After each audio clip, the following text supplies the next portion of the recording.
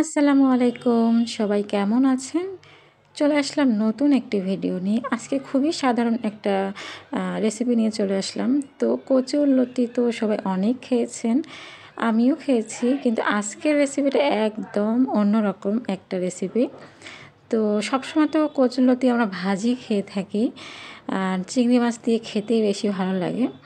তো আজকে আমি এটি অন্যরকমভাবে রান্না করার চেষ্টা করেছি, আর আমার কাছে তো অনেক বেশি মজা লাগছে, যার কারণে ভাবলাম আপনাদের সঙ্গেও একটু শেয়ার করি খুবই ছোট আকারে। তো আমি আজকে তেলাপিয়া মাছ দিয়ে কচুরলতিটার ঝোল করব। তো প্রথমেই আমি মাছটাকে লবণ হলুদ মাখিয়ে তেলে ভেজে নিচ্ছি। সবগুলোকে তেলে ভেজে নেওয়া হয়ে গেলে আর এদিকে আমি কচুলতিগুলো সুন্দরভাবে পরিষ্কার করে লবণ আর লেবু রস দিয়ে পানিতে ভিজিয়ে রেখেছিলাম 10 মিনিটের মতো। এখন লতিটাকে আমি ভালোভাবে ধুয়ে নিচ্ছি।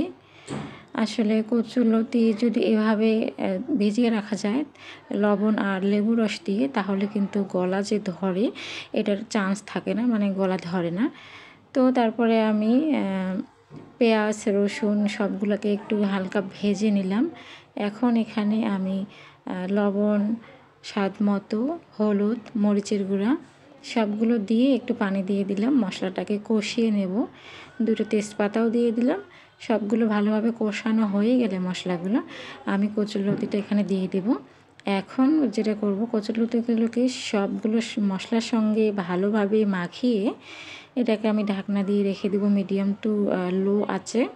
এভাবে করে কোনো রকম পানি দেব না, কিন্তু পানি ছাড়াই এটাকে আমি 10 মিনিটের মতো ভেজে নেব। এর ভিতরে যে এক্সট্রা পানিটা থাকে সেটা কিন্তু একদম মরে যাবে, আর লতিটাও সেদ্ধ হয়ে যাবে। তো এই পর্যায়ে লতিটা কিন্তু মোটামুটি সেদ্ধ হয়েই গেছে। তো আমি এখানে পানি দিয়ে দিলাম ঝোলের জন্য একবারে, এরপরে আর পানি দেব না। পরিমাণ মতো যেটুকু লাগে আমি পানি দিয়ে দিলাম। পানি দেওয়ার পরে আমি একটুখানি লেবু রস চিপে দিব, খুব অল্প পরিমাণে, মানে টকও লাগবে না আবার গলাতেও ধরবে না। আপনারা সবাই জানেন টক জাতীয় কোনো কিছু কচু খাবারে দিলে গলা ধরার কোনো চান্সই থাকে না। তো তারপর এটাকে আমি ঢাকনা দিয়ে ঢেকে 10 মিনিট জাল করে নেব। এর ভিতরে কিন্তু লতিগুলো একদম সেদ্ধ হয়ে গেছে, একদম মোমের মতো গলে গেছে। তারপরে ভেজে রাখা মাছগুলো দিয়ে একটু শুকনা জিরে গুঁড়া দিয়ে দিলাম, তেলে নেওয়া। তো এই যে মোটামুটি কিন্তু রান্নাটা একদম রেডি। আর এই পর্যায়ে লতিগুলো এত সুন্দর সেদ্ধ হয়েছে যে একদম মনে হচ্ছে একটু নাড়লেই গলে যাচ্ছিল, মোমের মতো নরম তুলতুলে হয়েছে।